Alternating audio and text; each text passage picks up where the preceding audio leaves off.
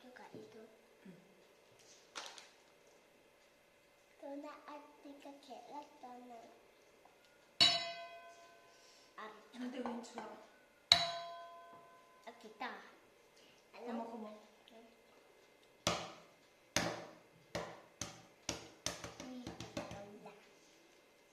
Hey, uliya ko. Sorry. Tan hero ka.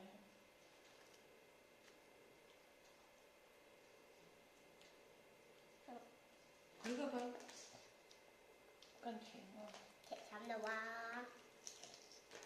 Kẹt sắm đi nè. Từ giờ đâu mà ra tù nên khi làm ra. Itong ito. Làm ra khỏi. Mà sẽ umilay kaya na ikalaw khỏi. Sẽ đã xin phải ngay chứ. Thiếu tí na gặp mong đùa. Đâu bẹ bốc xe. Ăn chui tối. Spicy channel. Còn là hẳn đúng không? Bữa nào con dâm được vậy. Mà xem. Đây là cái hoàn này.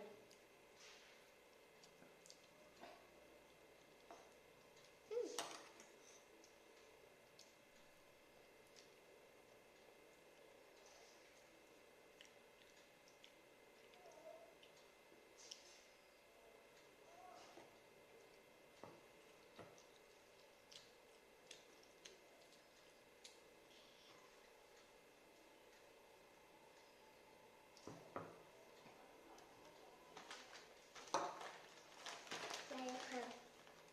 Cái này là mấy mình cặp bậy đầu.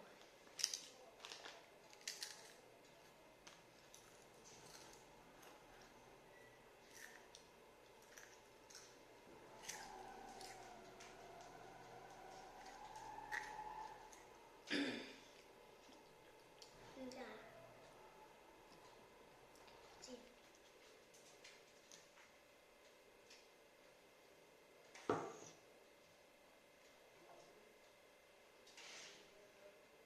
Kita bandito. Poquito bandito. Contento, infantito, infantito. Ta ta ta ta sa ocufanto, ocufanto. Yung banjo ni Anani ni Orango di Unutini. Yubari ni Octopusini Dila Dila. Totally hekati. Yung bata ng kailang naibet, chinto ka lang. Lâu ẻn sa về sự đó.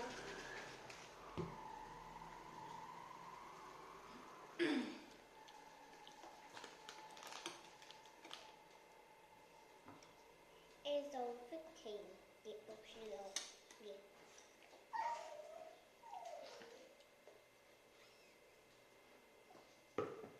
Cả lâu show ra. Nhưng mà tất cả chúng cái biết dùng cả tung chỉ nào.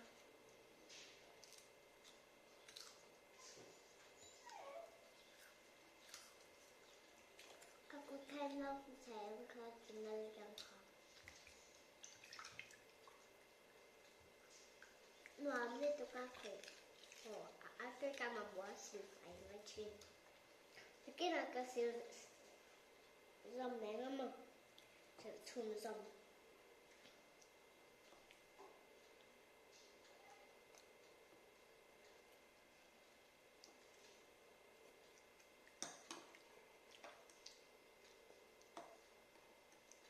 Đây bọc xa.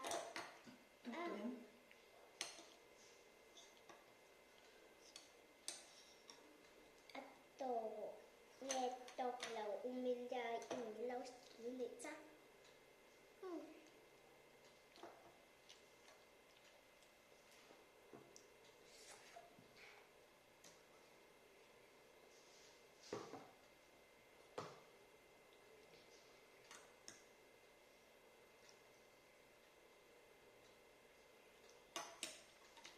Một lần cho nên là ham. Cái lâu lắm lâu nó chăn chút tạ cái lên ngay lâu đi tụ. Bilay ka ina niya mo.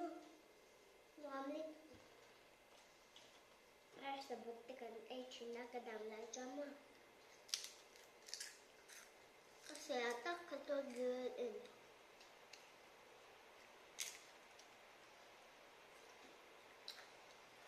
Kaya for to the little.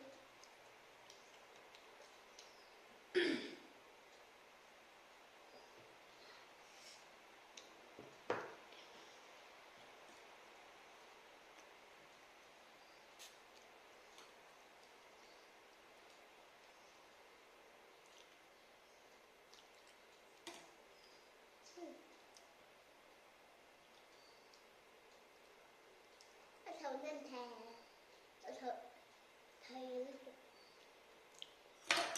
ao cục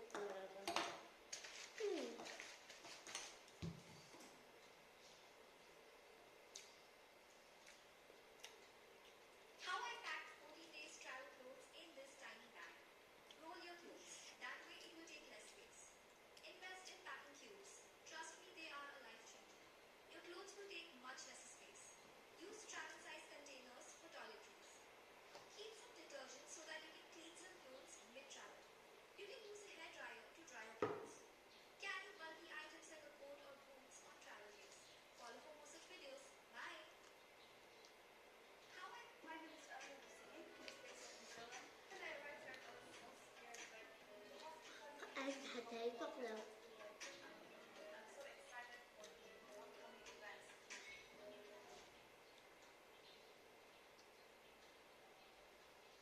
My name is Arya Hussein. thầy dùng thầy rất là bà anh nấu ủ phá luôn nhé.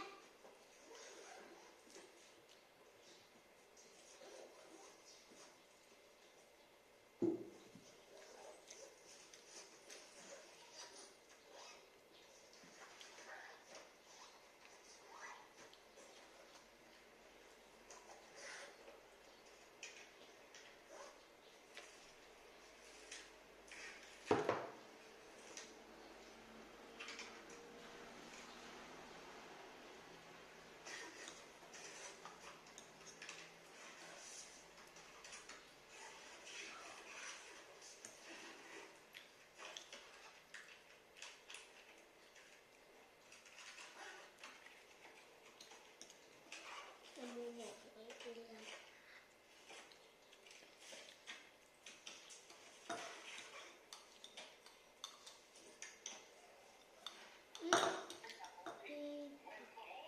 thêm cho cần xoài để đậu shit vào lại cái in xoài dạ vậy cái đó thôi đó tôi là cái cho là thèm là xoài thẻ là bao tiếp tiếp đi. Vậy thì thua tuyệt.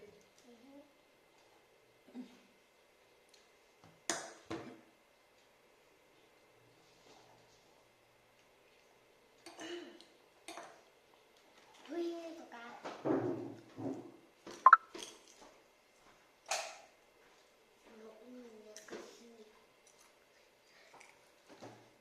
cả hai đúng rồi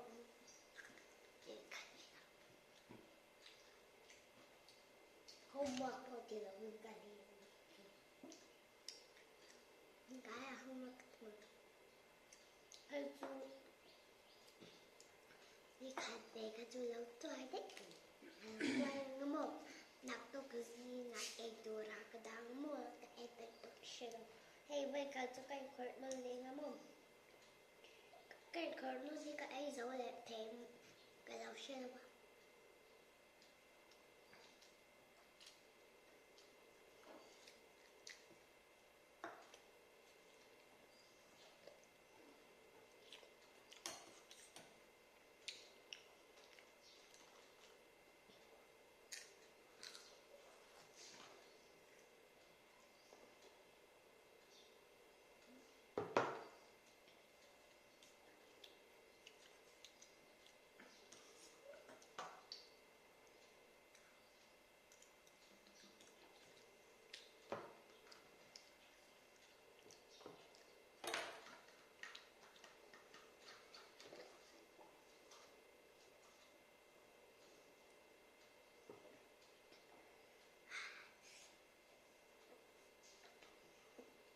Có tôi với tôi cả dấu thầy rồi cô bảo sẽ là